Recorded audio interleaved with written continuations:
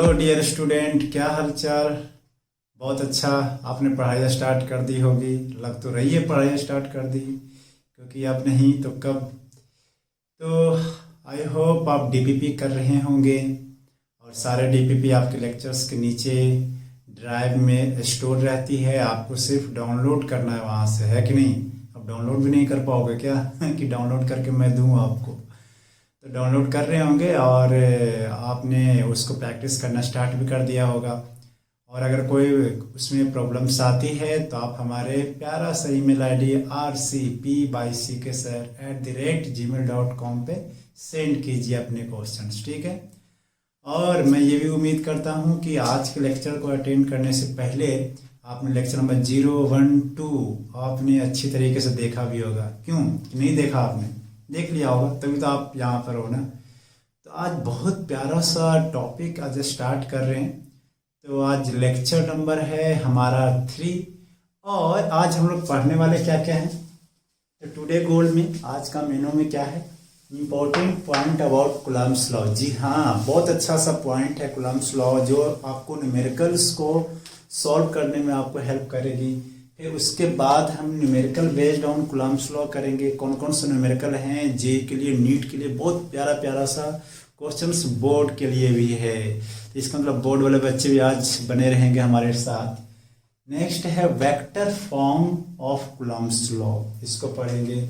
Superposition law पढ़ेंगे, क्या होता है सुपरपोजिशन, और कॉन्सेप्ट ऑफ इक्विलिब्रियम भी पढ़ने वाले हैं।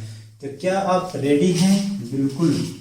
तो आप अगर रेडी हैं तो मैं बताना चाहूँ कि ये जो दोनों टॉपिक है वो जो है स्पेशली बोर्ड के लिए। किसके लिए? बोर्ड के लिए। समटाइम्स नीट में भी पूछे जा चुके हैं सवाल वेक्टर फॉर्मेट पे। ऐसे बेसिकली किसके लिए है बेटा? बोर्ड के लिए। कॉन्सेप्ट ऑफ इक्विलिब्रियम ये सिर्फ नीट ऑब्लिक जेई के लिए पार्ट है। और ये वाला जो आपका पार्ट है खूबसूरत सा, ये सबके लिए है, जेई के लिए, नीट के लिए, और किसके लिए है? बोर्ड के लिए। ये सब के लिए है ना।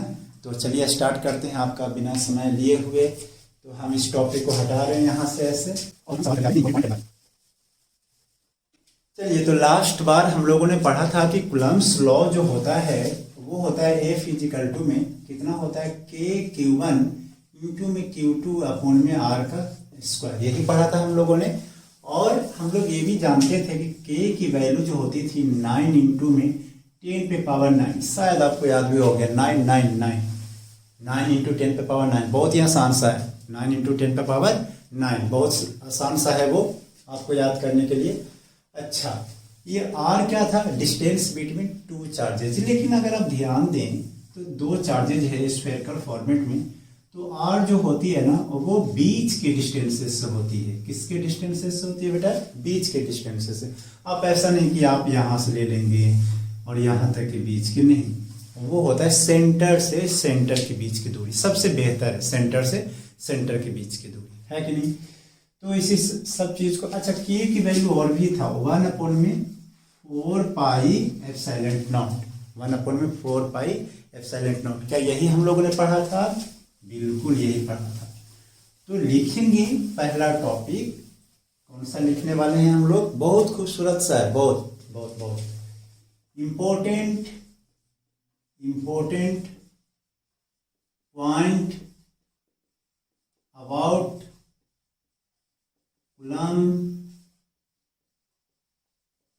Coulomb's law. देखो, सबसे पहला जो पॉइंट है, point number 1, it is valid for 2 point charge. ये किसके लिए वैलिड है बेटा? पॉइंट चार्ज के लिए। पॉइंट से मतलब अगर ये जो है एक अपने पास ये रॉड है, रॉड पर आपने बहुत सारे चार्जेस रख दिया। कितने चार्जेस? बहुत सारे। तो वो उसके लिए वैलिड नहीं होता है। उससे पॉइंट चार्जेस के लिए स्फेरिकल पॉइंट चार्ज बोल दो तो और भी अच्छा है। कैसा बोल दो? स्फेरिकल पॉइंट चार्ज बोल दो तो भी अच्छा है। नहीं तो और ऐसे तो अच्छा है किसके लिए? पॉइंट चार्जेस के लिए। तो it is valid for 2 point charge. Three के लिए नहीं। ऐसा नहीं कि 3 है और तीनों के बीच में रख दिया K, Q1, Q2, Q3 upon में R का स्क्वायर। तो ऐसा चलने वाला नहीं है, मनमानी नहीं चलेगी। दूसरा इंपॉर्टेंट पॉइंट जो है, सबसे एक पॉइंट है, it is not universal law.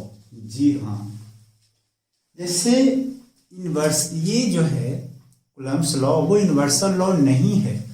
देखो, आपने जानते होंगे कि फोर्स इज इक्वल टू में जी m1 इंटू में m2 अपॉन में r का स्क्वायर। याद करो जरा, याद करो, कहाँ पर, जी m1 इंटू में, जी हाँ आपको याद आ गया। और एक है फोर्स इज इक्वल टू में k(q1) इंटू में q2 अपॉन में r का स्क्वायर। दोनों में कुछ कुछ सिमिलरिटीज है। क्या क्या सिमिलरिटीज है कि r सेम है, f सेम है? नहीं, ये तो ग्रेविटेशनल है और ये इलेक्ट्रोस्टैटिक है। तो दोनों में सेम तो है कि एफ लिखा हुआ, अच्छा जी है, ये दोनों अलग हो गए। तो ये भी कांस्टेंट, ये भी कांस्टेंट। m1 m2 मास है, उसका वो चार्ज है। लेकिन ये जो फॉर्मूला है न्यूटन का फॉर्मूला, वो वैलिड है यूनिवर्सली, कहीं भी लगा दो, किसी मीडियम में लगा दो, कोई सा भी टेम्परेचर, कोई सा भी प्रेशर, मीडियम का डेंसिटी, इस सब किसी बात पर डिपेंड नहीं करती। क्यों सा, जी m1 इंटू में m2 अपॉन में r का स्क्वायर। लेकिन ये जो फॉर्मूला है इलेक्ट्रोस्टैटिक वाला, वो मीडियम पे डिपेंड करने लगता है कि मीडियम अगर चेंज करोगे तो फोर्स की वैल्यू भी चेंज हो जाती है। हम देखेंगे मीडियम पे कितना टाइम्स बढ़ जाता है या पे कम हो जाता है, वो तो देखने वाली बात है, देख लेंगे। लेकिन हम इतना समझ रहे हैं कि ये मीडियम पे डिपेंड करने लग जाती है। तो डेट्स वाई ये यूनिवर्सल लॉ नहीं है। दूसरी बात, और यूनिवर्सल नहीं कहने का कारण क्या है, ये जो है मैथमेटिकल, इसका कोई प्रूफ नहीं है। इसका मैथमेटिकल प्रूफ नहीं, ये इस वाले का, इलेक्ट्रोस्टैटिक फोर्स वाले का कोई मैथमेटिकल प्रूफ नहीं है, एक्सपेरिमेंटल डेटा पे लाया गया है। डेट्स वाई ये सब जो है यूनिवर्सल लॉ के अंदर में नहीं है। ऐसे यूनिवर्सल लॉ का मेन रीजन ये है कि नहीं है क्योंकि मीडियम पे डिपेंड कर जाती है। क्या ये मीडियम पे डिपेंड करती है क्या? अगर दो मास है, 1 kg का 1 kg का, और दोनों के बीच का फोर्स है F मान लिया जाए, तो अगर पानी में डुबो दोगे तो वो दोनों के बीच का फोर्स F ही रहेगा।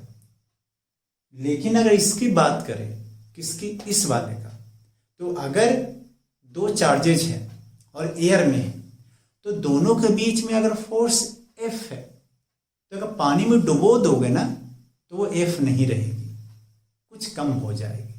कितना टाइम्स कम होगा, कितना टाइम्स बढ़ेगा, वो हम सारी बातों की चर्चा कब करेंगे, बाद में। फिलहाल बस आप इतना समझिए। तो यानी कि अगर एक लाइन अगर मैं दूसरी भाषा में लिखूं, और इट डिपेंड्स ऑन मीडियम, बस सिंपल। थर्ड वाली point, it is valid for two stationary stationary charge. हम ये वाला पॉइंट दोनों को इंक्लूड करना चाहिए था, ज़्यादा अच्छा रहता है। यहाँ पे मैं लिख देता it is valid for two stationary point charge, तो और भी मज़ा आता है, लेकिन लिख नहीं पाए तो कोई बात नहीं, यहाँ पे समझ लेते हैं कि नहीं। तो it is valid for two stationary charge. देखो ऐसे रियल जो है फोर्स की वैल्यू k(q1) इंटू में q2 अपॉन में r का स्क्वायर, ये दोनों स्टेशनरी चार्जेज हैं। कैसे चार्जेज हैं बेटा? Stationary charges.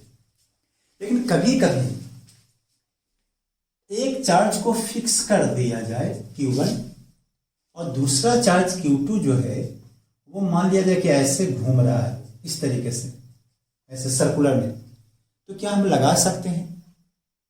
इसका आंसर यस, लगा सकते हैं। लेकिन अगर दोनों चार्जेज मूव करने लग जाएं तब तो नहीं लगा सकते। तो ऐसे तो मस्त वाला जो कॉन्सेप्ट है, it is valid for two stationary charge, लेकिन समटाइम्स ये ऐसे लग जाता है, एक रुका हुआ है, एटलीस्ट एक रुका हुआ होना चाहिए। ऐसे कोई किताबों में नहीं लिखा, लेकिन मैं न्यूमेरिकल करते करते हम लोग को प्रैक्टिस हो गया, हम लोग देखे हैं कि कई बार एक चार्जेज रुका हुआ रहता है, दूसरा चलता रहता है, फिर भी लग जाती है इक्वेशन। लगते हैं तो लगते हैं, उसमें कि मैं क्या करूँ। दोनों चार्जेज अगर चल रहे हैं तो फिर शायद मुश्किल हो जाएगा। किसी इंस्टेंट पे लगा सकते हैं कि हाँ उस टाइम इतना फोर्सेस लगा है, ठीक है, ये भी समझ गए। नेक्स्ट पॉइंट करने के लिए, third fourth, it may be attractive, it may be attractive, attractive का मतलब कि अपनी ओर अट्रैक्ट कर ले, है कि नहीं? तुम लोग कभी किए अट्रैक्ट किसी को? किए होगे। तो इट मे बी अट्रैक्टिव और may be repulsive.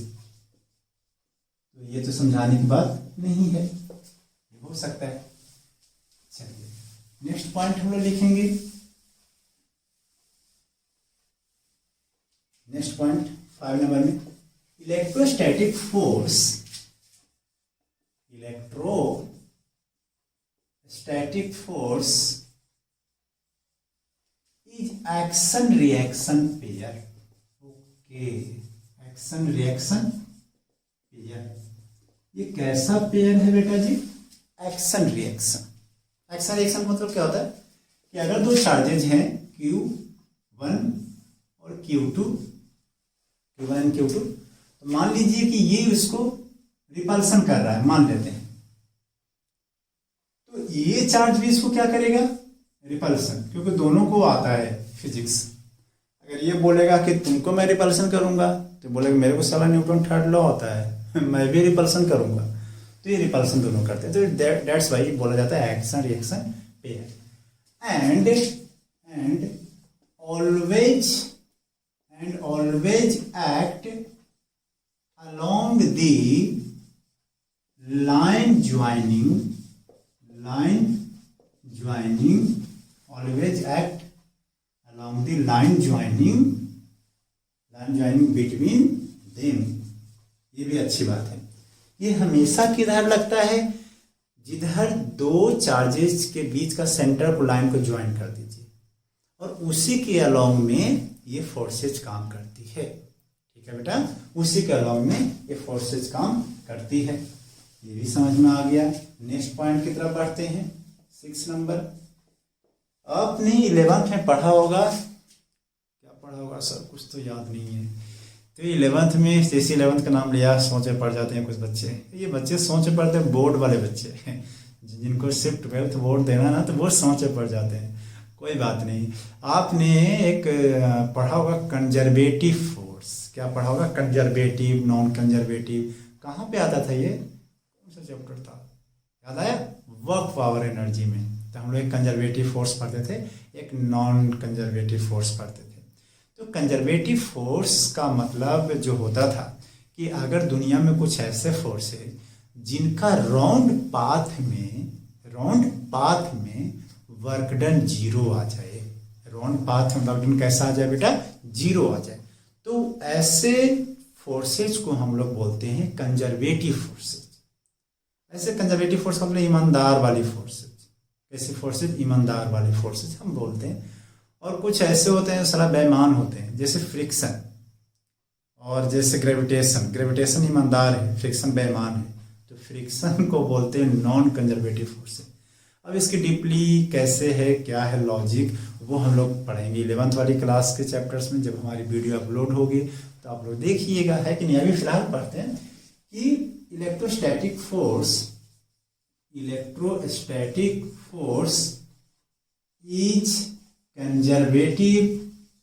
Conservative force. Electrostatic force is conservative force, है ना। इलेक्ट्रोस्टैटिक फोर्स कैसी फोर्स होती है? कंजर्वेटिव फोर्स होती है। क्यों?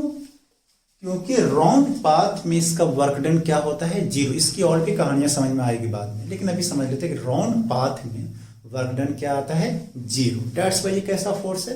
Conservative force. Very good. और आगे बढ़ते हैं। एक बहुत इंपॉर्टेंट पॉइंट है कि इलेक्ट्रोस्टैटिक फोर्स जो होता है वो ग्रेविटेशनल फोर्स से much much much much greater than होता है। तो हम लिख लेंगे कि इलेक्ट्रोस्टैटिक फोर्स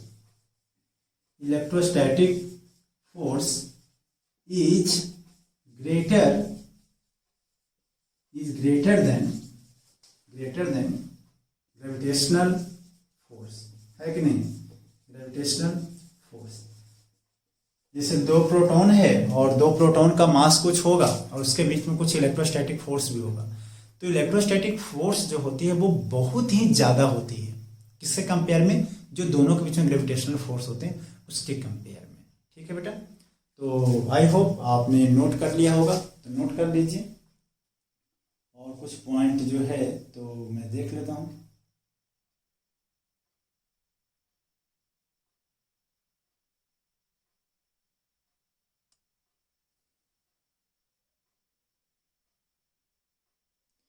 चलिए, तो मैं इसको हटा देता हूँ, आपने नोट कर लिया होगा।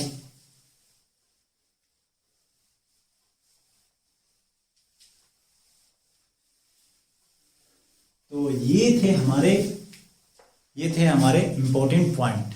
तो आपके इम्पोर्टेंट पॉइंट बोर्ड के लिए मस्त कॉपियाँ भर लो और एग्जाम्स में पॉइंट बाय पॉइंट लिख लेना। ओके बेटा, तो चलिए हम लोग पढ़ने जा रहे हैं। अब क्या पढ़ने जा रहे हैं? न्यूमेरिकल। तो न्यूमेरिकल को समझेंगे। पहले हम लोग करेंगे न्यूमेरिकल वाले में भी बिल्कुल लो लेवल का न्यूमेरिकल। लो लेवल तो कुछ नहीं होता, जिसको आता है तो लो लेवल है, जिसको नहीं आता है तो भाई वो तो हाई लेवल है ना। तो आपकी फीलिंग को मैं रिस्पेक्ट करता हूँ, जिनको न्यूमेरिकल से डर लगता है, लेकिन डरे नहीं, क्योंकि आप चैनल है किस पे? राइट कॉन्सेप्ट ऑफ फिजिक्स पे। तो उस पर राइट ही कॉन्सेप्ट रहेंगे, कोई रॉन्ग कॉन्सेप्ट नहीं हो सकता है। तो हम लोग न्यूमेरिकल करने वाले हैं। तो क्वेश्चंस एज यूजुअल मैं किसी पेज से क्वेश्चंस ले लेता हूँ एक, और क्वेश्चंस को करते हैं। तो क्वेश्चंस है हमारे पास कि द फोर्स बिटवीन, सवाल को लिख लेंगे, the force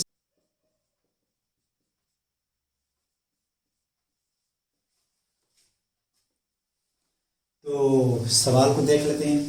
the force between two small charge sphere having charge of 1 into 10 to the power minus 7 coulomb and 2 into 10 to the power minus 7 coulomb placed 20 centimeter apart in air। तो कौन सा answer होना चाहिए आप कीजिए और हमें बताइए। चलिए, हो गया होगा तो मैं सॉल्व कर देता हूँ सॉल्यूशन। तो हमारे पास चार्ज ये है इस तरीके से, दो चार्ज स्मॉल स्फीयर है, दोनों के बीच की दूरी सेंटर से कितना दिया गया है? 20 सेंटीमीटर। कितना सेंटीमीटर? 20 सेंटीमीटर। इस पे चार्ज कितना है? एक पे 10 पे पावर माइनस 7 कुलम।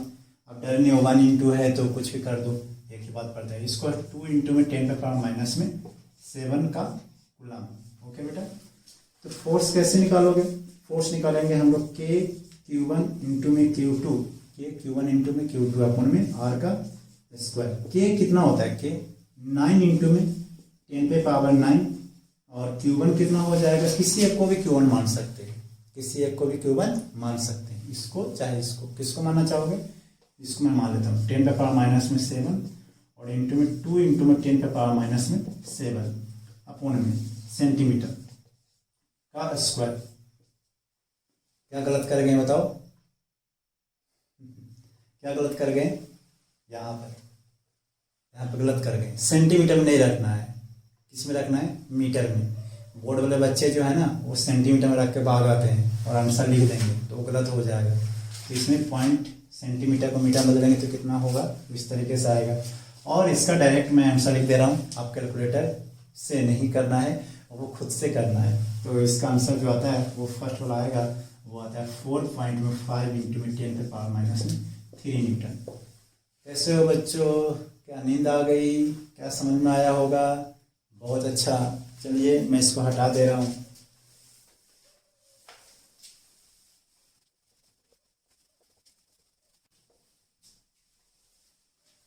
अगले सवाल को ले लेते हैं। अगला सवाल फिर आपके सामने बोर्ड पर आने वाला है, और ये रहा आपके पास सवाल।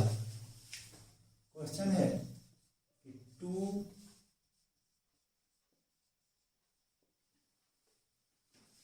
आपके पास सवाल है, मैंने लिख दिया, वीडियो थोड़ा फास्ट कर दिया है ना। तो आपके पास सवाल है, क्या सवाल है कि 2 पॉइंट चार्ज है, जिसपे चार्ज कितना है? 3 माइक्रोकूलम एंड 4 माइक्रोकूलम।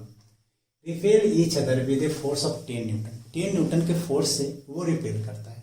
देखो, अगर कुछ नहीं लिखा हो ना प्लस माइनस को, तो आपको मानना है कि ये दोनों कैसे चार्जेस हैं। प्लस माइनस में तो स्पेसिफिक लिखते हैं कि माइनस है मेरा चार्जेस, तो ये है कैसे चार्जेस? प्लस के चार्जेस हैं। ओके, चलिए 10 न्यूटन से रिपेल कर रहे हैं। मैं पहले फोटो बना लेता हूँ। देखो, कभी कभी फिजिक्स में सवाल इसलिए नहीं होते हैं कि आप लोग को आदत है कि डेटा देता है और फॉर्मूले लगाते हो, तो नहीं, पहले मेरा रिक्वेस्ट है हाथ जोड़कर कि पहले जब सवाल मिलते हैं तो आप उसको फोटो ड्राइंग करने की कोशिश करो। कितना देर लगेगा फोटो ड्रॉ करने में? फोटो ड्रॉ करोगे तो मैं ये मानता हूँ कि आपको क्वेश्चंस को आपको 30% आपने उसका कॉन्सेप्ट कर दिया है, 70% आपको फॉर्मूले लगाने हैं, तो 30% तो करो कम से कम। बोर्ड के सवाल है तो बोर्ड के सवाल में क्या करोगे? डायरेक्ट फॉर्मूला लगाओगे क्या? मार्क्स देगा क्या कोई? एग्जाम्स में बोर्ड वाले में समझ गए ना क्या करना है? बोल नहीं पाऊंगा लेकिन समझ गए हम क्या करना है ना। तो पहले फोटो बनाओ यार, क्या कर रहे हो? ऐसे फोटो बना दिया। देखो एक पर 3 माइक्रोकुलम है और दोनों के बीच की दूरी तो नहीं दिया है, लेकिन ये दोनों के बीच की दूरी में r मान लेता हूँ, सेंटर से सेंटर होता है, और ये 4 माइक्रोकुलम है। ओके, अब करता है कि दोनों के बीच के फोर्सेज है 10 न्यूटन। तो तुम बता सकते हो 10 न्यूटन कैसा होगा? जी सर, रिपल्सिव होगा, बिल्कुल रिपल्सिव होगा 10 न्यूटन, क्योंकि दोनों पॉजिटिव चल रहे हैं। अब 10 न्यूटन इज इक्वल टू में के इंटू में 3 माइक्रोकुलम। माइक्रोकुलम कितना होता है? 10 पे माइनस में 6 इंटू में 4 इंटू में 10 पे माइनस में 6 अपन में r का स्क्वायर। इक्वेशन नंबर 1 मैंने बोल दिया इसको। क्या बुराई है बोलने में? बोलो, तुम्हें पता है ना k की वैल्यू भी कुछ रखना होगा, r की वैल्यू भी कुछ रखना। चलिए मैं उसको रख देता हूँ। फिर सेकंड बात में बोला है, क्या बोला है? If each is given an additional charge of -6 microcoulomb. जब इसको तुम एडिशनल चार्जेस देवो, कितना? -6। जब -6 माइक्रोकुलम जब दोगे तो ये कैसा बन के आएगा बताओ? ये बन जाएगा कंजर्वेशन ऑफ चार्ज। देखो कंजर्वेशन ऑफ चार्ज कितना होगा? 3 था और -6 और दे देगा, नहीं कंजर्वेशन नहीं है, एडिशन। तो कितना हो जाएगा? माइनस में 3 माइक्रोकुलम। क्या दोनों के बीच की दूरी हमने चेंज किया? नहीं चेंज किया। और ये 4 माइक्रोकुलम ये हो जाएगा -2 माइक्रोकुलम, क्योंकि इसको भी तो दिया होगा ना -6 माइक्रोकुलम का। तो ये कितना हो जाएगा? -2 माइक्रोकुलम। अब दोनों के बीच की दूरी तो चेंज नहीं किया है, दोनों के बीच की दूरी चेंज नहीं किया, तो क्या हो जाएगा? फोर्स इज इक्वल टू नया वाला फोर्स के इंटू में Q1 कितना? 3 माइक्रोकुलम इंटू में 2 माइक्रोकुलम सॉरी r का स्क्वायर। Equation number 2। क्या हम दोनों को डिवाइड कर दे? देखो तुम ये सोच रहे हो कि माइनस सर ने क्यों नहीं लगाया है कि नहीं? देखो फिजिक्स में माइनस का मतलब होता है ओनली फॉर डायरेक्शन यूज किए जाते हैं। जनरली 98% तक माइनस का लॉजिक क्या होता है? डायरेक्शंस के लिए। माइनस लगा के तुम क्या प्रूफ करते? क्या फोर्स नेगेटिव में है ये प्रूफ करना चाहते थे?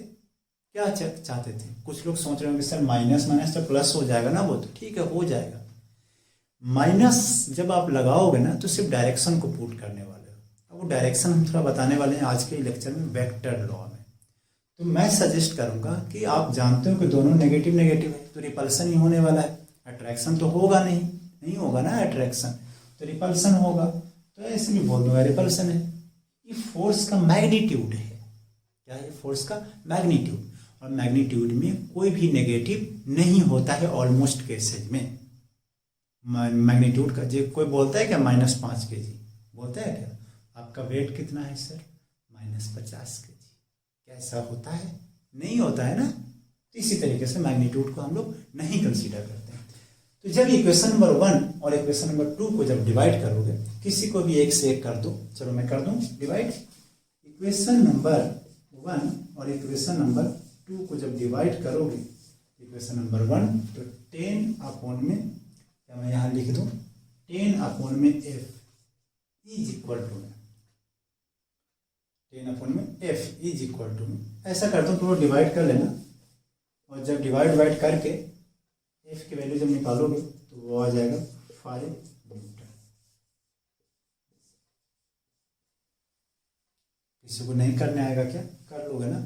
चाहे किसी एक इक्वेशन के अपॉन में r का स्क्वायर की वैल्यू निकाल लेना तो आ जाएगा 5 न्यूटन। आ गया क्या समझ में? बिल्कुल आ गया होगा।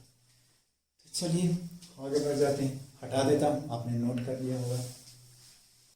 तो चलिए एक और नए सवाल कर लेते हैं। क्या बोलते हो? कर लेते हैं, ठीक है।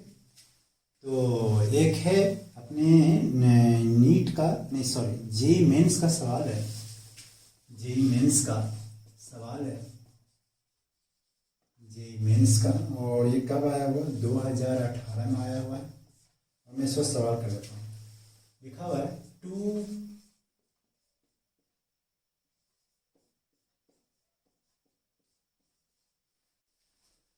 चलिए, तो आप लोग के बीच में जो सवाल है काफ़ी लंबा चौड़ा है, कुछ लोग तो देख के डर गए होंगे, डर जाएंगी कैसे डर जाएंगे, ये पहले लिखा जेईई मेंस का। तो ये जो सवाल है जेईई मेंस का है और नीट के लिए भी इम्पोर्टेंट है ना। बोर्ड वाले लोग इसको स्किप कर सकते हैं, लेकिन अगर सीख लिया तो क्या बुराई है भाई, है ना, सीख लिया तो क्या बुराई है, सीख लेते हैं। सवाल को पहले पढ़ते हैं और समझते हैं। लिखा हुआ टू आइडेंटिकल कंडक्टिंग स्फीयर, दो आइडेंटिकल कंडक्टिंग स्फीयर है, ठीक है। ए and be carry equal charge, equal charge रखता है, कुछ भी है, दे के वैल्यू नहीं रखा है, लेकिन इक्वल चार्ज है, कैपिटल क्यू मान लेंगे हम लोग। They are separated at a distance R distance पे क्या करता है, सेपरेटेड किया गया है। And the force between them is F, दोनों के बीच में फोर्स कितना है, एफ। अपने माइंड में इसका इमेज बनाना, F. A third identical conducting sphere C is uncharged, इसमें आइडेंटिकल और कंडक्ट, ये थोड़ी सी लॉजिकल वाली बात है। A third identical conducting sphere C is uncharged spheres, कोई नहीं, स्फीयर सी बोल रहा है, ये third identical conducting sphere C is uncharged, ठीक है, अनचार्ज है, कोई बात नहीं। फिर बोला है कि sphere C is first touch to A then to B, पहले ए को टच किया फिर बी को टच किया, एंड देन रिमूव, टच करके छोड़ दिया, बहुत बुरा किया, टच करके छोड़ा है, then to B and then remove. As a result the force between A and B would be equal to, कौन सा होगा, है कि नहीं। तो हम इसको हटा देते हैं, सवाल बहुत ही आसान सा है, आप लोग बस देख के डर जाते होंगे, मुझे पता है फिजिक्स में आप लोग।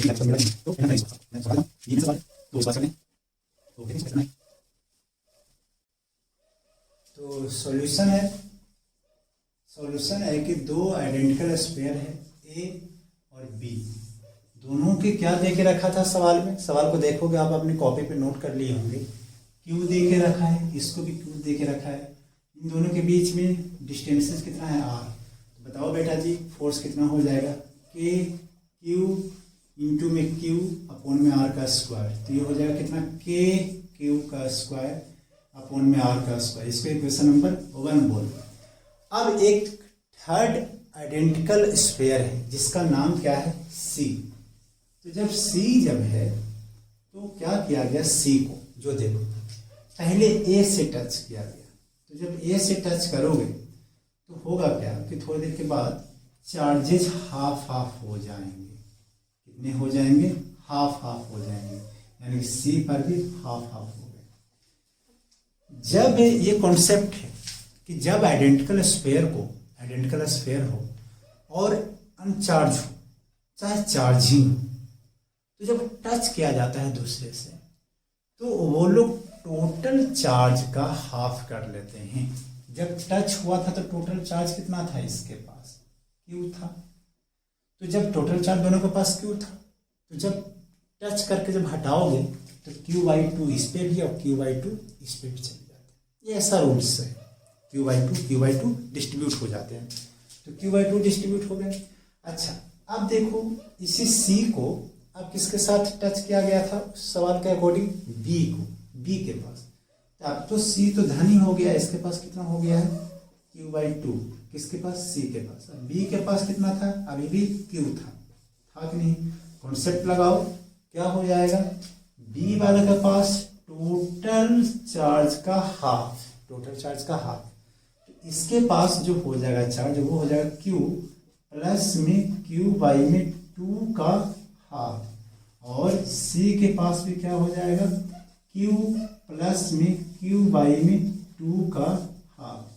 तो प्यारे बच्चों कितना हो जाएगा ये, 2Q और 3Q/4 होगा कि नहीं होगा, 3Q/4 इसके पास भी, और Q/2 और प्लस में Q2Q 3Q/4 इसके पास।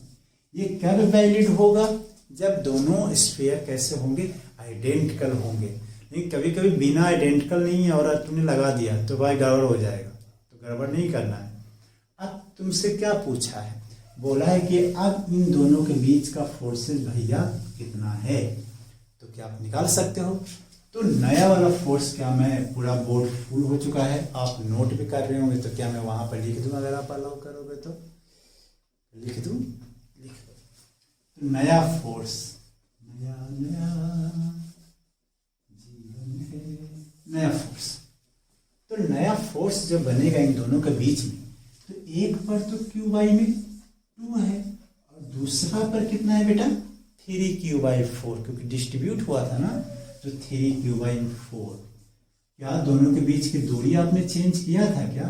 क्या सवाल में बोला है क्या ऐसा? नहीं बोला ना, तो नहीं बोला तो नहीं बोलेंगे। तो नया वाला फोर्स, तो नया वाला फोर्स कितना हो जाएगा? K इंटू में Q/2 इंटू में 3Q/4 अपॉन में R का स्क्वायर। तो ये 3/8 बाहर आ जाएगा, 2 इंटू में 4, 3/8, और ये हो जाएगा KQ का स्क्वायर बाई में R का स्क्वायर। वो तेरे ये तो देखा हुआ है, इसका वैल्यू क्या था? क्या था इसका वैल्यू? F। तो यानी कि नया फोर्स जो हो जाएगा कितना हो जाएगा? 3/8F। कौन सा आंसर उसमें था बेटा? D answer. क्या आपको समझ में नहीं आया? अगर नहीं आया होगा तो आप हमारे कमेंट बॉक्स में लिखिएगा, हम आपको खुद रिप्लाई कर देंगे, या फिर हमारे मेल आईडी rcp@yc के सर पे मेल कर दीजिए। ओके, हटा दो इसको। नोट कर लिया आपने? नोट कर लिया होगा। चलिए मैं इसको हटा देता हूँ। तो हमने इस सवाल से कॉन्सेप्ट क्या सीखा? कॉन्सेप्ट क्या सीखा? If two equal charge sphere, if two equal charge sphere touch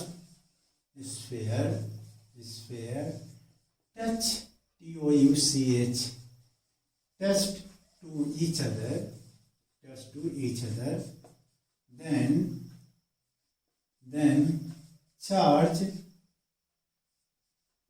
charge distribute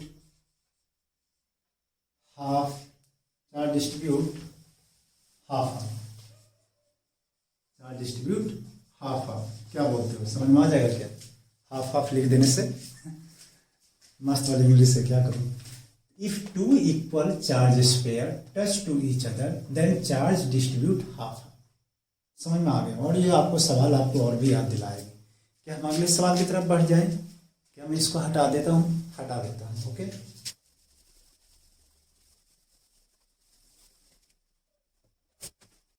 एक और सवाल ले लेते हैं। बहुत ही प्यारा सा जेईई मेंस का सवाल है, बहुत ही अच्छा सवाल है, आप लोग करेंगे। मैं जेईई मेंस की किताब लेके रखा हूँ, उसमें सवाल नोट कर रहा हूँ। आपको कोई प्रॉब्लम नहीं? तो नोट कर लेते हैं ना, तो नोट कर लेते हैं। Two charges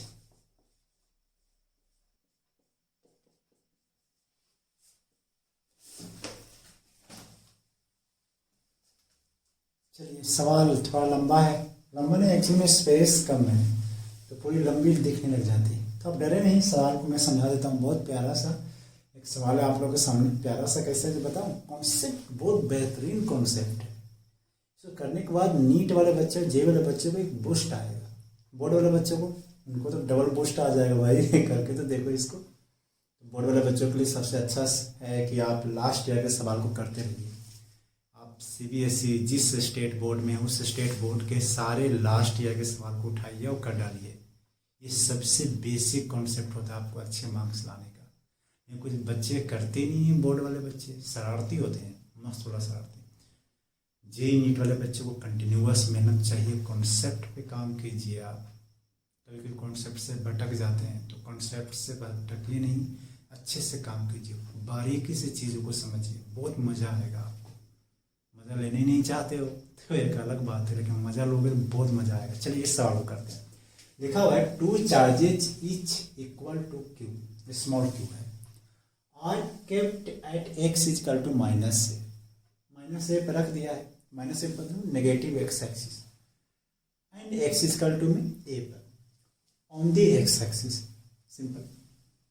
A particular mass m and charge q naught is equal to में q by 2 is placed at origin पर रख दिया, ठीक है।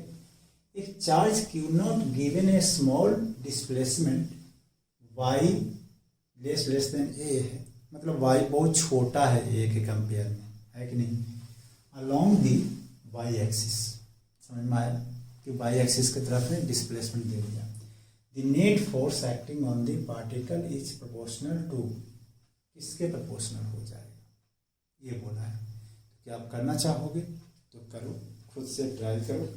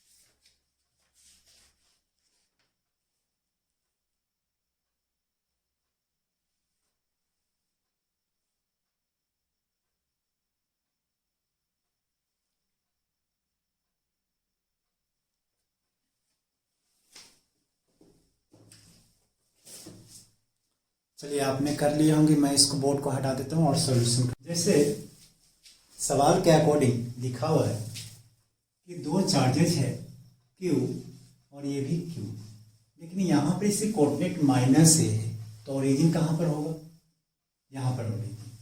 ये कोऑर्डिनेट इसके माइनस ए कॉमा 0 है और इसका भी प्लस ए कॉमा 0। यहाँ पे चार्ज रखा हुआ जिसकी वैल्यू है क्यू बाई में 2, क्यू नोट की वैल्यू क्यू बाई में 2 है। क्या आप समझ पाए इसको, कॉन्सेप्ट को? कॉन्सेप्ट क्या है, ये सिंपल सवाल है भाई, ये तो समझ पाए होंगे। अच्छा तो ये बात है, ये चार्ज को डिस्प्लेस किया गया वाई एक्सिस का अकॉर्डिंग। तो अगर वाई एक्सिस को लोगे तो क्या यही है वाई एक्सिस और यही है क्या एक्स एक्सिस, बोलो बेटा क्या यही है एक्स एक्सिस। तो क्या इधर किया गया डिस्प्लेस, नहीं, किधर किया गया वाई, लेकिन वाई बहुत छोटा है, वाई बहुत छोटा है, तो मैंने वाई थोड़ा सा डिस्प्लेस किया। लेकिन दूसरा डिस्प्लेस करने में क्या दिखाई देगा कैमरा में, नहीं ना, तो गलत करता है ना बुक वाले, थोड़ा सा ज़्यादा डिस्प्लेस करते हैं। चलिए मैंने इतना डिस्प्लेस कर दिया है, वो बहुत स्मॉल क्वेश्चन के अकॉर्डिंग। क्यू बाई 2 जब यहाँ पर जब जाएगा इसके साथ क्या होगा, क्या ये वाला जो चार्ज है क्या उसको रिपेल करेंगे, ये वाला चार्ज उसको क्या करेंगे, एक मिनट वो माइनस है कि प्लस है एक बार देख लेते हैं ना, माइनस है कि प्लस, उसको एक बार देखना पड़ेगा।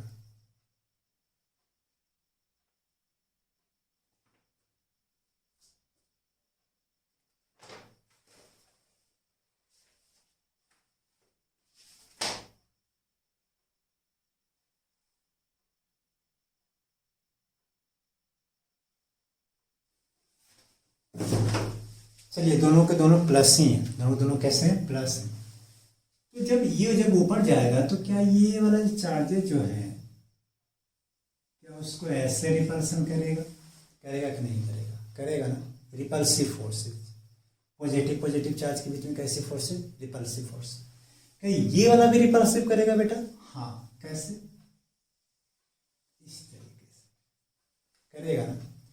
अगर ये है y, ये है a, कैसे a हुआ, क्योंकि ये ओरिजिन है कि कोऑर्डिनेट है, तो ये हो गया, यहाँ भी ये हो गया, तो ये हो जाएगा a का स्क्वायर प्लस में y का स्क्वायर। क्या समझ पाए आप, नहीं समझ पाए, कोई बात नहीं।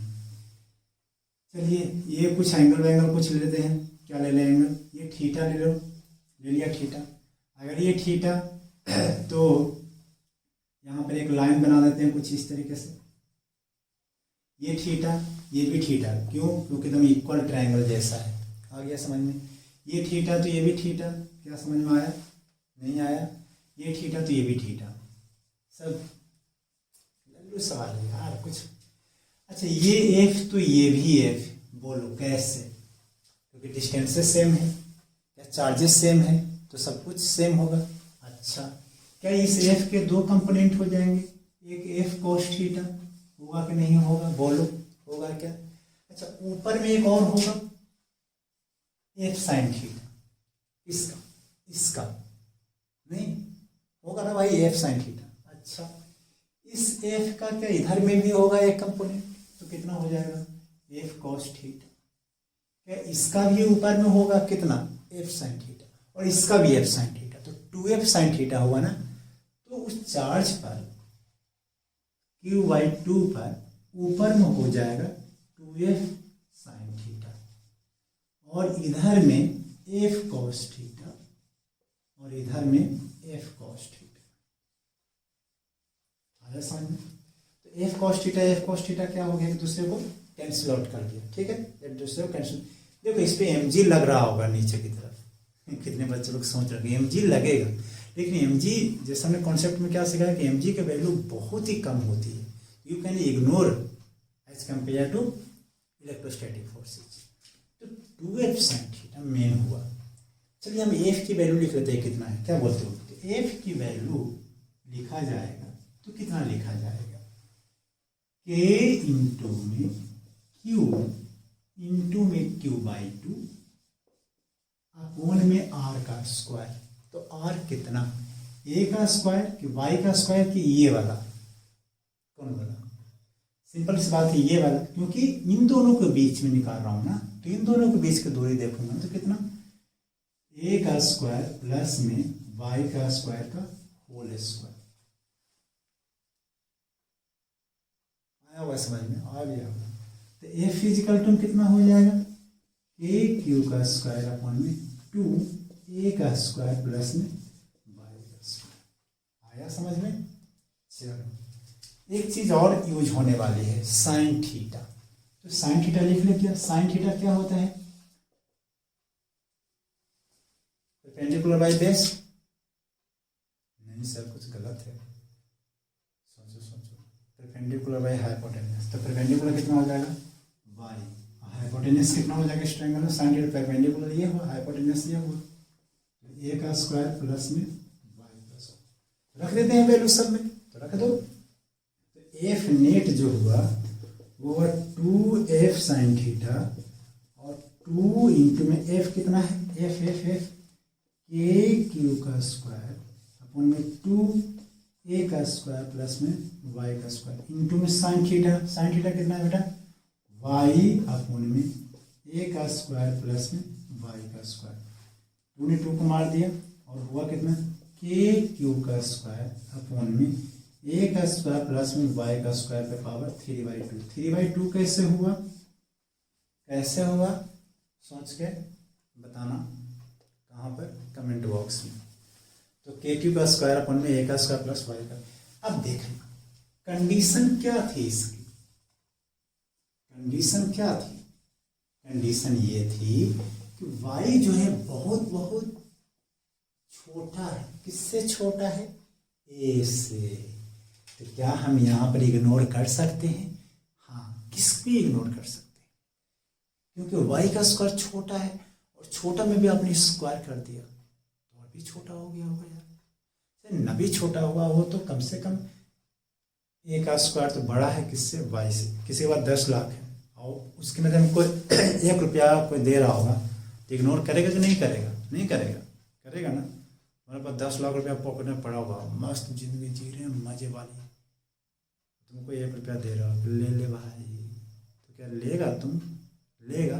नहीं लेगा। बोला अरे यार, तो इग्नोर कर देते हैं। लेकिन मल्टीप्लाई में इग्नोर नहीं करते हैं, सॉरी भाई, मल्टीप्लाई में इग्नोर नहीं करते हैं, ध्यान रखिएगा, है ना। तो इसका मतलब कि ये इग्नोर जब हो गया, इग्नोर मतलब जीरो नहीं हुआ, इग्नोर हुआ, तो एफ नेट जो बन जाएगा वो बन जाएगा k क्यू का स्क्वायर इंटू में y, नीचे में ए के स्क्वायर पे पावर 3/2 जब y को इग्नोर करोगे तो हो जाएगा कितना, ए का स्क्वायर पे पावर 3/2 यही होगा। ये सारे के सारे कांस्टेंट है, के constant, Q constant, a constant, तो एफ नेट किसके प्रोपोर्शनल हो गया, y के। तो ऑप्शन नंबर कौन सा हुआ, ए, ऑप्शन नंबर ए। ऑप्शन को देखोगे तो आप ए में होगा कि डायरेक्टली प्रोपोर्शनल टू y, मतलब जिधर आपने डिस्प्लेस किया उसी के डायरेक्शन में होगा। अगर जिधर आपने डिस्प्लेस किया उसी के डायरेक्शन, इसे डेट्स वाई ये प्लस आ रहे हैं। अगर ये माइनस होता ना, अगर माइनस होता तो माइनस अगर क्यू होता तो यहाँ पे माइनस लिखना ज़्यादा अच्छा होता आंसर। क्यों होता है ज़्यादा अच्छा, क्योंकि आपने डिस्प्लेस किया ऊपर, लेकिन वो पार्टिकल किधर आ रहा है, नीचे। इसका मतलब इसमें नेट फोर्स ऊपर की तरफ लगेगा, तो ये पार्टिकल ऊपर चले जाएगा। ये पार्टिकल कैसे चला जाएगा, ऊपर। क्या है समझ में, हटा दो। कोई अगर आपके पास डाउट हो तो आप हमारे कमेंट बॉक्स में भी लिख सकते हैं, या तो फिर आपको मेल आई डी rcp/ck@gmail.com पे अपना क्वेश्चंस को भेजिए।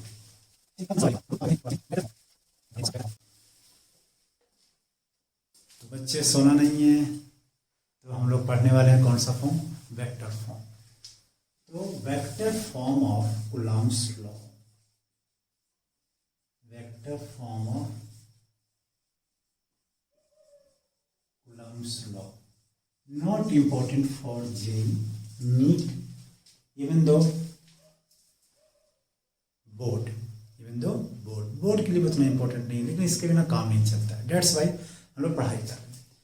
वेक्टर, आपने वेक्टर का नाम सुना होगा, तो कैसे जो एक हम रेफरेंस फ्रेम मानते हैं x को, और हम लोग मान लिया y को। दो चार्जेज हैं, एक है Q1, एक है Q2, एक है Q1 और दूसरा है Q2। Q1 की पोजीशन वेक्टर R1 मान लेते हैं। पोजीशन वेक्टर क्या है, पोजीशन वेक्टर मतलब होता है कि उसकी पोजीशन को बताना। वेक्टर में पढ़ते हैं हम लोग, आप वेक्टर के टॉपिक को उठाकर देखिए, आपके पास मिल जाएगा। और दूसरा जो है ये है R2। तो R1 क्या है, R2 क्या है, R1 जो है पोजीशन वेक्टर ऑफ Q1 और R2 क्या है, पोजीशन वेक्टर ऑफ Q2। ये वाला क्या हो जाएगा, ये वाला वेक्टर, ये हो जाएगा R2 वेक्टर माइनस में R1 वेक्टर। फिलहाल के लिए R वेक्टर बोल देता हूं, फिलहाल के लिए क्या बोल दे रहा हूं, R वेक्टर। तो अब सोचो कि दोनों पॉजिटिव चार्ज हैं, दोनों अगर पॉजिटिव चार्ज हैं तो ये फोर्स किधर लगाएगा, क्या ये फोर्स जो है, ये जो फोर्स जो है किधर लगाएगा, Q2 की तरफ लगाएगा कि नहीं लगाएगा, लगाएगा ना, सिंपल। अगर पॉजिटिव होता तो, और अगर नेगेटिव होता तो इधर की तरफ। तो हमें एक ऐसा डेरिवेशन डिराइव करना है, हमको एक ऐसा डेरिवेशन डिराइव करना है कि जिसमें क्या हो कि डायरेक्शन अपने आप बता दे कि किधर की तरफ है, प्लस हो तो भी और माइनस हो तो भी। तो हम लोग वैसा डिराइव करने जा रहे हैं। तो जब डिराइव करोगे तो क्या लिखोगे, फोर्स ऑन टू, इसको Q1 अच्छे से लिखते हैं, force on two due to 1। तो क्या लिखेंगे, Q1 Q2 अपॉन में दोनों के बीच की दूरी, तो दूरी R वेक्टर है ना, तो वेक्टर का मैग्नीट्यूड कैसे निकालते हैं बेटा, R का स्क्वायर। डायरेक्शन किधर, डायरेक्शन किधर, किधर होगा डायरेक्शन, दोनों पॉजिटिव मान के रखे हो तो क्या उधर होगा। तो R वेक्टर की डायरेक्शन में, कौन सा वेक्टर की डायरेक्शन में, R वेक्टर। क्यों, क्योंकि भैया ये R वेक्टर उधर ही है, एरो देखो ऐसे बनाया है। तो R वेक्टर की डायरेक्शन को बोलते हैं R कैप, R वेक्टर की डायरेक्शन क्या बोलते हैं, R कैप बोलते हैं। तो जब ऐसे होगा तो यहाँ पर लिखा जाएगा के Q1 इंटू में Q2 अपॉन में आर वेक्टर का मैग्नीट्यूड का स्क्वायर इंटू में आर कैप को लिखा जा सकता है वेक्टर अपॉन में उसका मैग्नीट्यूड, नहीं एक वेक्टर और मैग्नीट्यूड, और ये हो जाएगा के Q1 इंटू में Q2 अपॉन में आर के मैग्नीट्यूड का Q इंटू में R vector. This is the formula, this is the formula.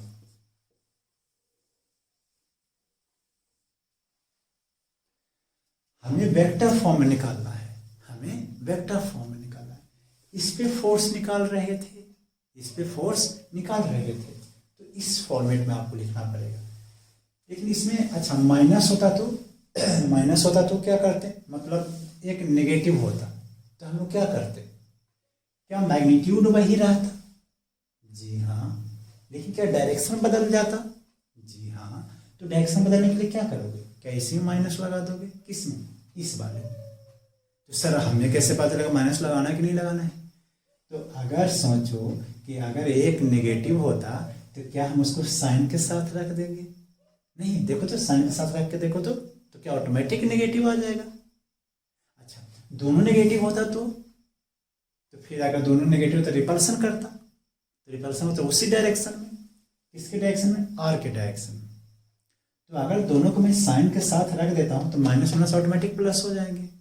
ये बड़ा काम वाला फॉर्मूला है। तो vector format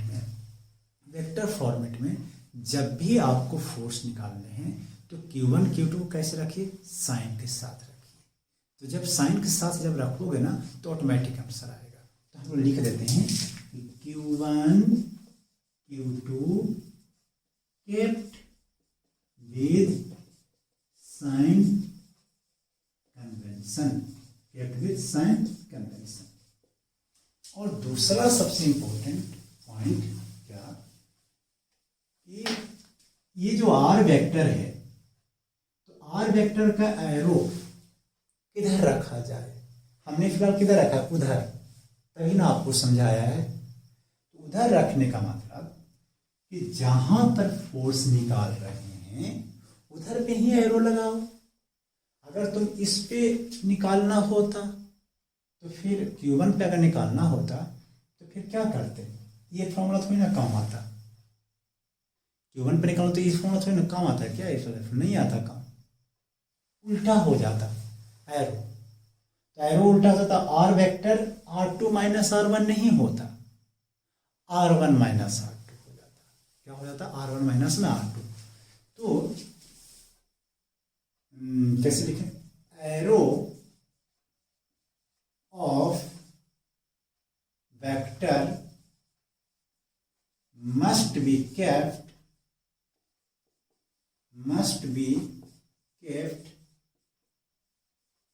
at that charge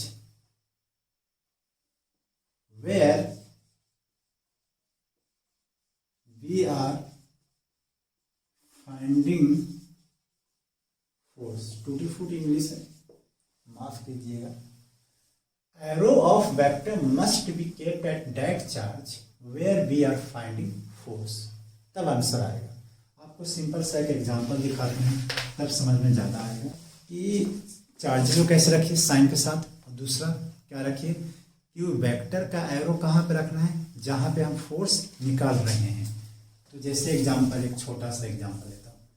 ये है 1 कूलम का चार्ज, ये है -2 कूलम का चार्ज। इसका कोऑर्डिनेट है 0, 1, 2। इसका कोऑर्डिनेट है 1, 1, 3। ठीक है, coordinate. Find force on 1 coulomb charge. तो कैसे निकालोगे? सॉल्यूशन कहाँ पे निकालना है? 1 कूलम पर। तो एरो कहाँ पर होगा? कहाँ पर होगा एरो? 1 कूलम पर होगा कि -2 कूलम पे होगा? तो सिंपल सा जवाब है कहाँ पर होगा? 1 कूलम पर। तो 1 कूलम पे एरो रखा जाए तो रख दीजिए, लो रख दिया। क्या वेक्टर निकाल लिया जाए, आर वेक्टर, तो आर वेक्टर निकाल लीजिए। कितना होगा आर वेक्टर? आर वेक्टर निकालने के लिए क्या होता है, फाइनल माइनस इनिशियल। कहाँ से मैं बोल रहा हूँ, वो 11th के चीज़ें से मैं बोल रहा हूँ।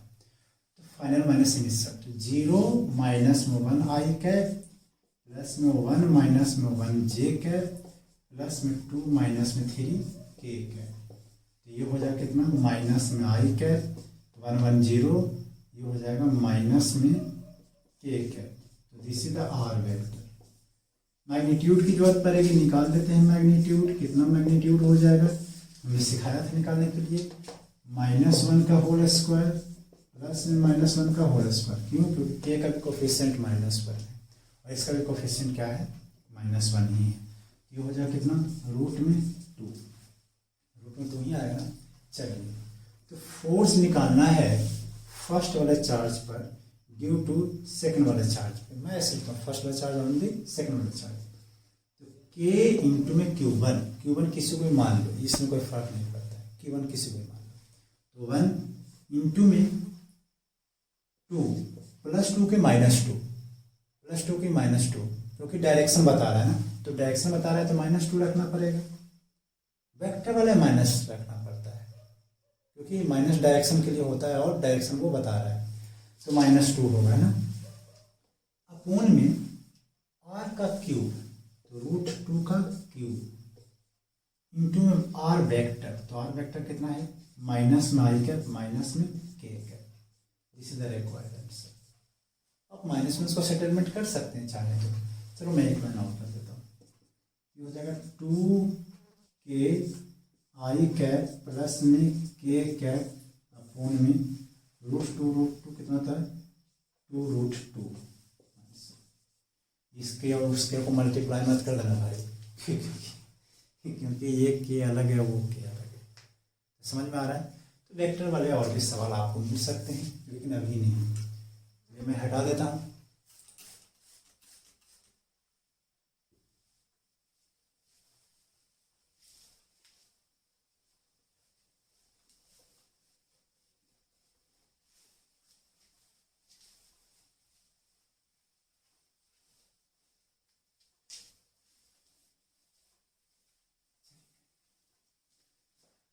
अब सबसे इम्पोर्टेंट एक और कॉन्सेप्ट के साथ चर्चा करना चाहूँगा, जिसका नाम है सुपरपोजिशन लॉ। सुपर बहुत ही छोटा सा और प्यारा सा कॉन्सेप्ट। इसके सवाल जब आते हैं तो आपको ये समझ में नहीं आता, एक छोटा सा मच्छर है जो परेशान कर रहा है, परेशान करने वाला कोई नहीं, मेरे को मिल रहा, मच्छर मिल रहे हैं। हाँ, तो टॉपिक आते हैं। तो क्या कर रहे थे कि सुपरपोजिशन एक लॉ, एक ऐसी लॉ है जो कि दिखाई नहीं देंगे आपको सवाल में कि सुपरपोजिशन लॉ है, लेकिन जब आप उसको करोगे ना तो थोड़ा और भी ज़्यादा समझ में आने लग जाएगी। तो वो जब करते हैं तो कैसे करते हैं वो देखते हैं। 2 मच्छरों में लड़ाई चली आज। चलिए, तो superposition, law of superposition, law of superposition. तो लॉ ऑफ सुपरपोजिशन का मतलब, ऐसे सुपरपोजिशन का मतलब होता है, सुपरपोजिशन मतलब मिल जाना। क्या कर जाना, मिल जाना, किसी पॉइंट पर मिल जाना। तो ऐसे थोड़ी ना मिलेंगे, ऐसे थोड़ी ना मिलेंगे कि जैसे मन हुआ वैसे मिल गए। कुछ रूल्स से मिलते हैं। जैसे आप किसी से जाते हो मिलने के लिए तो कैसे जाते हो, ऐसे तो कुछ ना कुछ जाते हो ना, सच सवर के, थोड़ा ऐसे वैसे बाल और थोड़ा हेयर स्टाइल अच्छा करके ऐसे जाते हो ना। तो सुपरपोजिशन भी कुछ ऐसा ही है। तो वो क्या कहता क्या है कि जब आप है ना, मान लेते हैं कि एक पॉइंट चार्ज रखा हुआ है और उसके आसपास में सब भीड़ है पॉइंट चार्ज का, बहुत सारे पॉइंट चार्ज है, तो उस पॉइंट चार्ज पे जो नेट फोर्स जो आएगा वो सबका वेक्टर एडिशन होगा। वो नेट फोर्स क्या होगा, सबका वेक्टर एडिशन होगा। This is the superposition.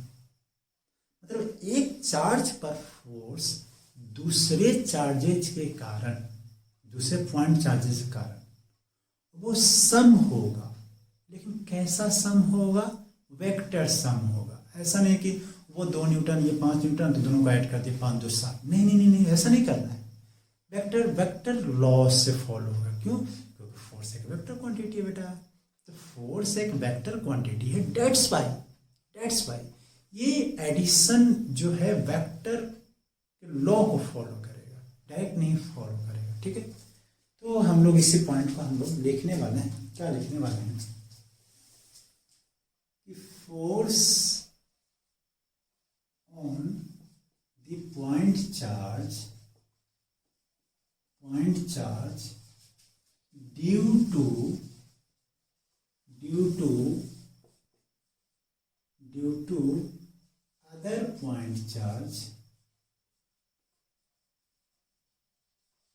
other point charge is vector sum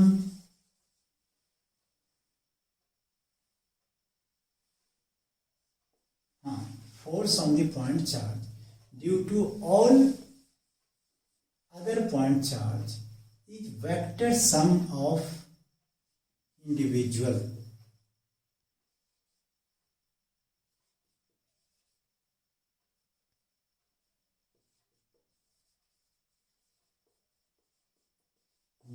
point समझ में आया कि अगर एक फोर्स है यहाँ, सॉरी चार्ज है Q, और यहाँ पर एक Q1 चार्ज है, यहाँ पर एक Q2 चार्ज है, यहाँ पर एक Q3 चार्ज है, यहाँ पर R1 दूरी पर है, यहाँ पर R2 दूरी पर है, यहाँ पर R3 दूरी पर है, तो नेट फोर्स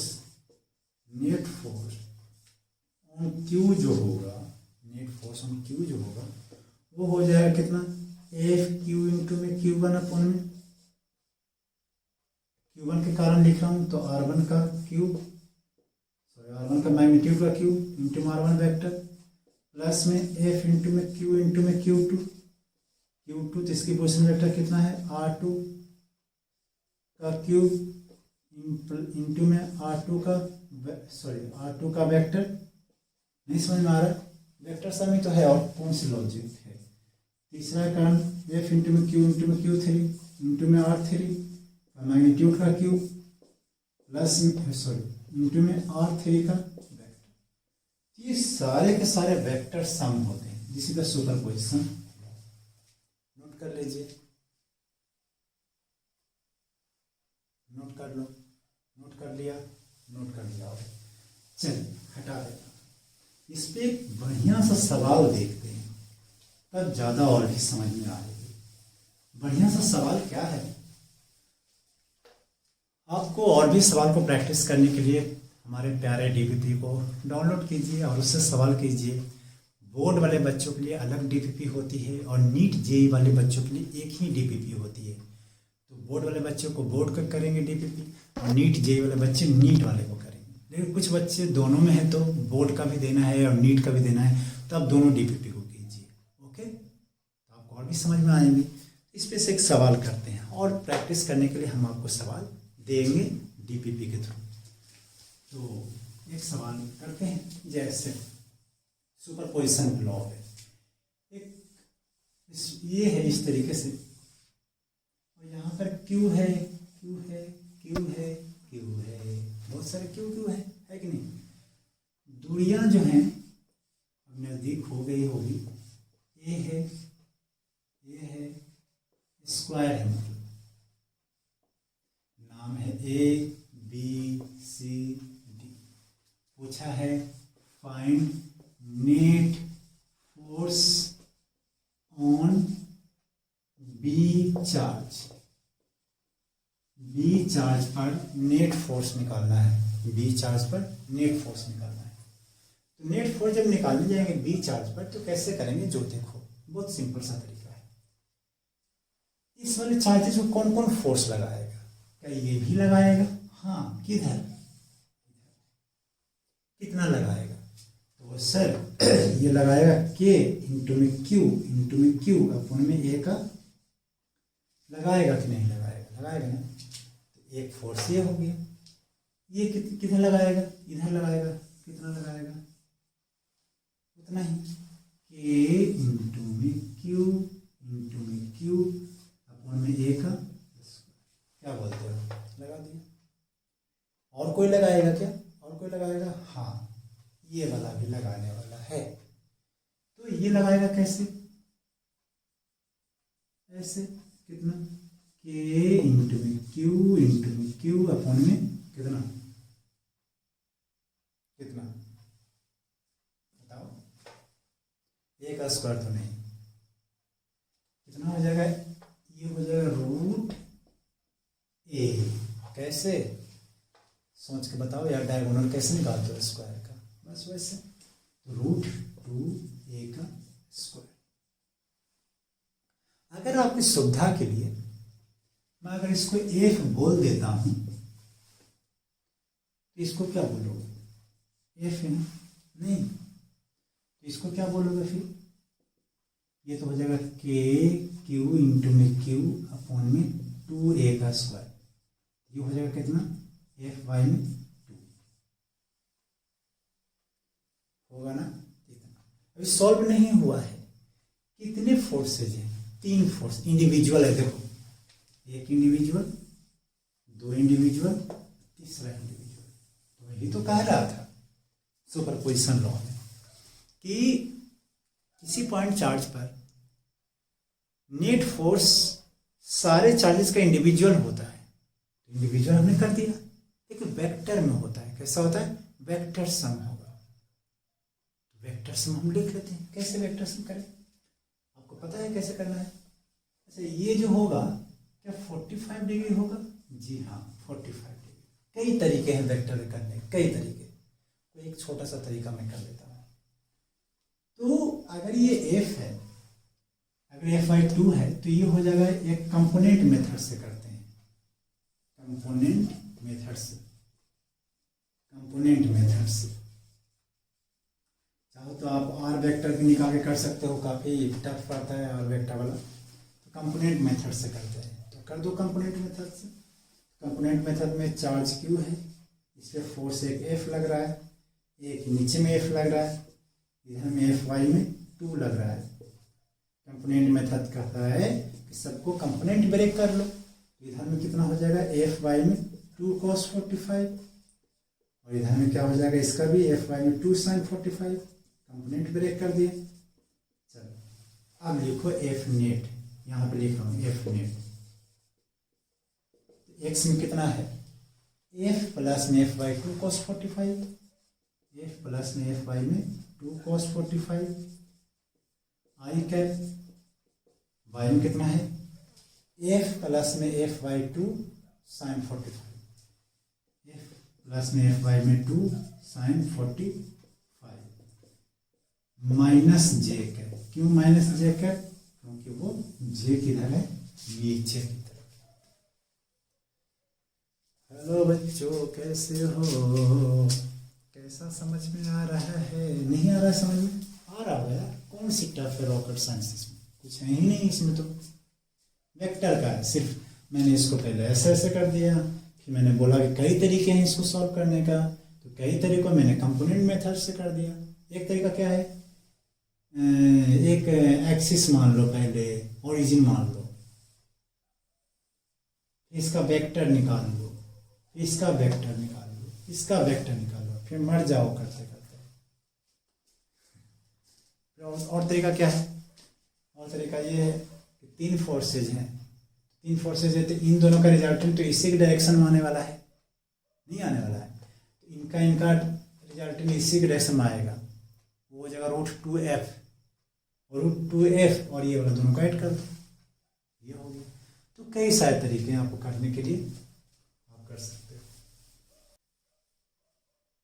तो एक सवाल और कर लेते हैं,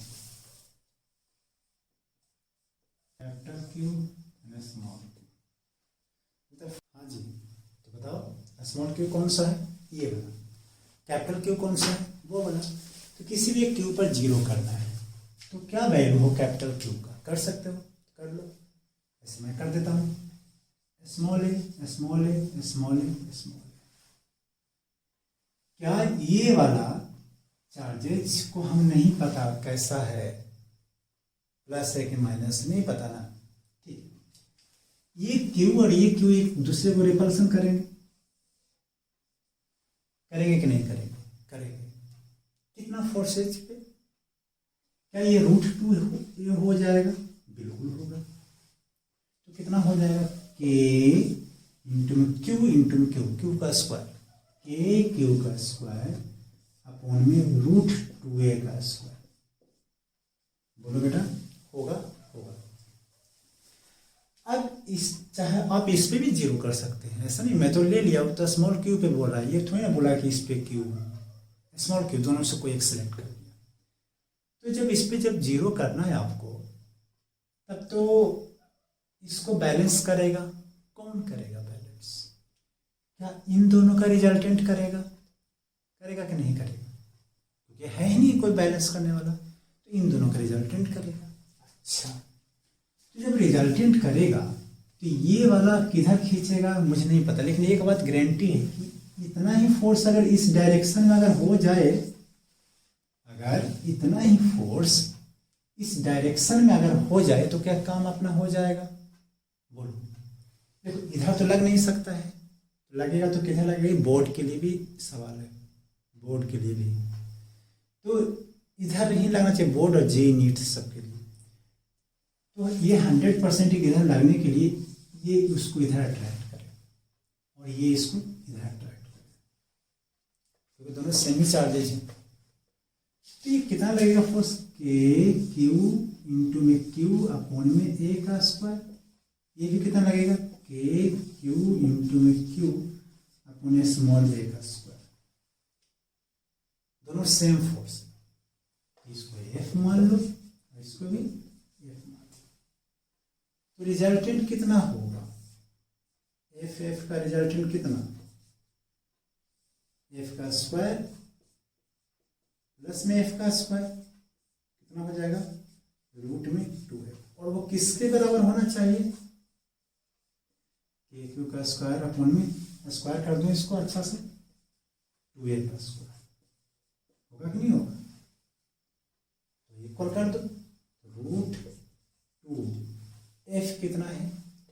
के इंटू में क्यू अपॉन में ए का स्क्वायर इज इक्वल टू के क्यू का स्क्वायर अपॉन 2a का स्क्वायर। ए स्क्वायर कैंसिल, के कैंसिल, क्यू कैंसिल, तो ये हो जाएगा कितना? क्यू का वैल्यू हो जाएगा क्यू अपॉन 2√2, लेकिन माइनस का, इसका माइनस का। तो समझ में आपको आ गया होगा कैसे किया। तो आज इक्विलिब्रियम का कॉन्सेप्ट नहीं कर पाए, आज हम लेक्चर को यहाँ एंड करते हैं। तो आपसे उम्मीद कर रहा हूँ कि आप पढ़ाई अच्छे कर रहे होंगे। तो आप डीपीपी को कीजिए ईमानदारी से। लेक्चर के बाद डीपीपी बहुत ही प्यारा है, डीपीपी आप करके देखना, तो वो डीपीपी आपको अटैच मिल जाएंगे। हम लोग कल पढ़ने वाले कॉन्सेप्ट ऑफ इक्विलिब्रियम के बहुत प्यारे प्यारे कॉन्सेप्ट पढ़ने वाले हैं। और इसी थॉट के साथ ऑल द बेस्ट, और पढ़ाई करते रहिए। Thank you. और चैनल को सब्सक्राइब भी कीजिए।